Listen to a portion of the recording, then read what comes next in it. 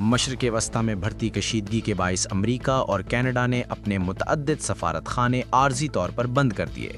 Kuwait میں امریکی embassy نے اعلان کیا ہے کہ جاری علاقائی تناؤ کے پیش نظر سفارتی سرگرمیاں اگلے حکم تک معطل رہیں گی۔ سفارت خانے نے تمام معمول اور ہنگامی کونسلر اپائنٹمنٹس منسوخ کر دی ہیں۔ امریکی حکام کے مطابق حالیہ دنوں میں پیش آنے والے فوجی واقعات میں کویت میں 6 امریکی فوجی ہلاک ہوئے، جبکہ 3 امریکی لڑاکا طیارے تباہ ہوئے، جنہیں امریکی فوج نے بظاہر فرینڈلی فائر کا واقعہ قرار دیا ہے۔ دوسری جانب کینیڈا کی ریاض ایمبیسی نے بھی موجودہ سیکیورٹی صورتحال کے باعث عارضی بندش کا اعلان کیا ہے اور 6 مارچ تک تمام ملاقاتیں منسوخ کر دی گئی ہیں۔ اسی طرح امریکی ایمبیسی عراق نے غیر ہنگامی امریکی سرکاری ملازمین کو ملک چھوڑنے کا حکم دیا ہے۔ بغداد میں موجود امریکی عملے کو سیکیورٹی خدشات کے باعث بین الاقوامی ہوائی اڈے کے استعمال سے بھی روک دیا گیا ہے۔